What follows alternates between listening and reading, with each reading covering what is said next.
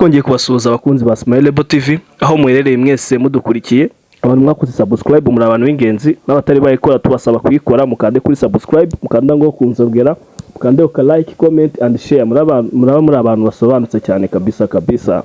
Amakuru yacu muri iki gitondo turayahera kuri nyakubahwa Perezida Paul Kagame yagize uruzinduko muri Qatar. Rayon Sport yari yarahamwe na FIFA yaje gukurirwaho igihano. Ni mu ibaruwa Rayon Sport yandikiye abakunzi bayo ku rubuga rwayo rwa Instagram, turaza kwirebaho.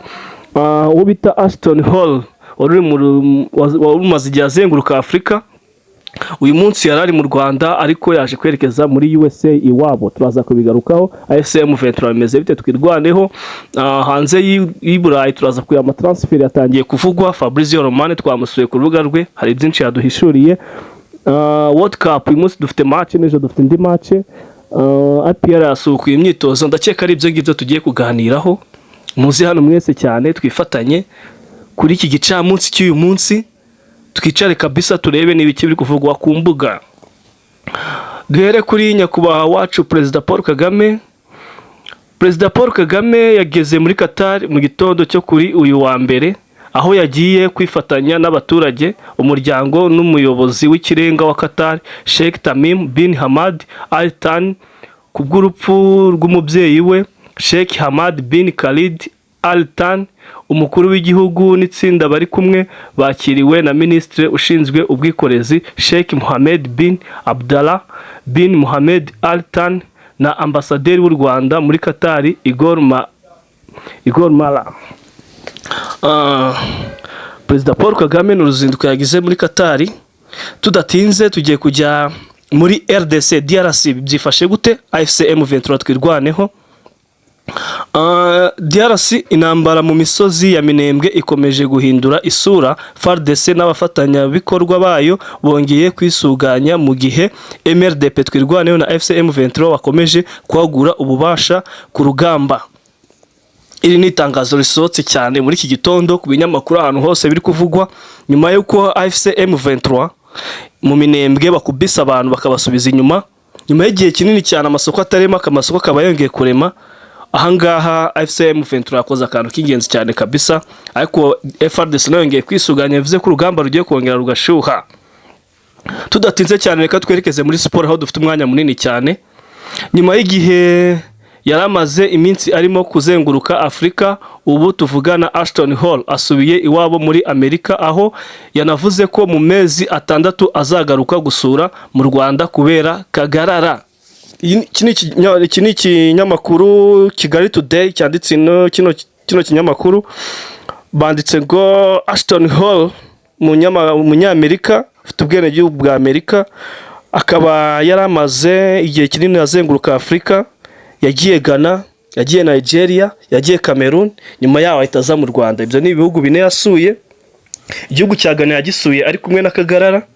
Igihugu cya Nigeria niho Indian Ashton Hall yabasanze, abasangayo barazengurukana bajyana na Cameroon, bahita bazana no mu Rwanda. Mu Rwanda habereye ibihe byiza cyane byaranze urugendo rw'uyu musore w'umu-influencer cyane kabisa ukomeye. Ibindi byose bigiye birambuye kuri Ashton Hall n'urugendo rwose yagize turaza kubigarukaho. Tudatinze cyane hano turigiye muri Murera Nyamukandagira mu kibuga kikasi imitutu. Ubuyobozi bwa Rayon Sport bwashize hanze itangazo kuri Instagram yabo, bagize bati: ubuyobozi bwa Rayon Sport buramenyesha abakunzi ba Rayon Sport n'abakunzi b'umupira w'amaguru muri rusange ko ikibazo cyavuzwe hagati ya Rayon Sport n'umukinnyi wayo Drissa Kuyate kimaze iminsi cyarakemutse ku bwumvikane bw'impande zombi. Ubuyobozi bwa Rayon Sport kandi bwamaze gushikiriza FIFA inyandiko zemeza ubwumvikane bwagezweho hagati y'impande zombi. Turamenyesha abakunzi ba Rayon Sport ko Drissa Kuyate akiri umukinnyi wa Rayon Sport kandi akaba ari mu kazi nk'ibisanzwe kuko nta kibazo na kimwe afitanye n'ikipe. Rayon Sport yagiye yicara hamwe na Kuyate barumvikana bashira byabo ku murongo. Nangwa niyo makuru yari muri Murera, ariko tutagiye cyane reka tujye kuri iyo ngo bamwita Kameni Junior Kameni n'ibiki bimuvugwaho. Reka dushake hano details ntoya cyane turaje. Uyu Junior Victor Kameni Ikinyamakuru Igihe cyamwanditseho kiravuga kiti burya ngo ubwiza bugeza umukobwa ibwami ariko ubwenge bwe nibwo buhamugumisha. Herman Junior Kameni yageze muri Maroc mu buryo bwa magendu ariko impano ye ituma buri wese umubonye amutangarira. Uyu rutahizamu mushya wa Rayon Sport ukomeje kuvugwa benshi ni muntu ki? Victor Kameni ukuntu yisanze muri Morocco, yagiye muri Morocco agiye kureba mukuru we warutuyeyo, miscommunication baraburana, amubuze ahangaho mu byaro ahantu yabashije gucumbika. Yagiye mu bantu b'abasaza bakina babandi ba Sande, babandi bo twita ba Sande hano mu Rwanda, agiye gukina Victor Kameni bamushiramo asimbuye umusaza umwe, babona impano ye ikomeye cyane. Victor Kameni ahango yazamuriye kariyeri ye. Byose tuzaza kubishaka amakuru ye tuyabagezeho ya Victor Kameni ukuntu yarageze muri Maroc. Izo ni ncamake tuzabashakira n'ibindi gake gake. Ikipe ya Nyamukandagira mu kibuga kikasi Mitutu nayo yakomeje imyitozo aho iri kwitegura Sekafa. Ikipe ya APR na amakuru menshi tuyifiteho, murabiza amakuru yayo kuyabona ntago biba byoroshe. Guys, reka tujye ku mugabane w'ubu transfer byifashe gute? Transfer zatangiye kuvuza ubuhuha. Uyu nguyu bamwita Andrea Santos. Uyu nguyu kabisa ni umukinnyi musha wa Manchester United. Manu we yayu abamanu muri hehe? Uyu mukinnyi kabisa bamuguze amayero 41. Ni umukinnyi wavuye muri Aston Villa.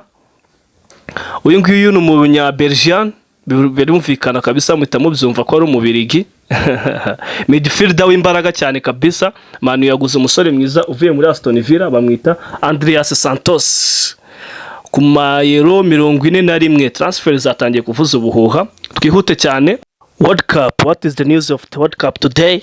World Cup naho turavudufiteho amakuru menshi cyane turi buze kuganiraho. Fixtures zari uyu munsi dufite equipe ya France Le Coq iri kumwe na Espagne ku isaha 3 ku munsi kabisa. Umunsi wese dufite England versus Argentina ku isaha 3. Ahanga ni matches zikomeye cyane za kimwe cya kabiri papa. Bibutsa ko ejo nibwo arangiza kimwe cya kabiri dutatwinjira mu finals. World Cup irarangiye bro. World Cup biri gututumba bishobora kuba nk'iby'umwaka ushize. Embuze umwaka ushize ni umwaka w'imikino w'igikombe cy'isi. No tagire kujajwa ngo yango umwaka ushize ngo World Cup ibarime umwaka oya. World Cup ita kipe ya France yahuye na Argentine bifite amahirwe atana 70% yo kongera guhura ku gikombe cy'isi. Ese urabibona gute? Amakipe menshi, ekipe ya Norway yakiriwe ekipe y'indege yahagurutse iherekejwe n'uducurama twinshi cyane. Patrouille ewane wagira ngo na karasisi ka gisirikare. Ekipe bayakiriye neza cyane. Agashya karimo nuko muri Norway abana benshi bavutse bitwa amazina y'abakinnyi bo muri Norway. Benshi bari bavutswe bitwa ba Haaland, hari n'umwana we wavutse yitwa Erling Braut Haaland. Amazina yose mu dushya cyane twagiye tuba muri World Cup. N'ibindi bihugu nabyo byagiye bitaha. I World Cup impabakuru menshi cyane.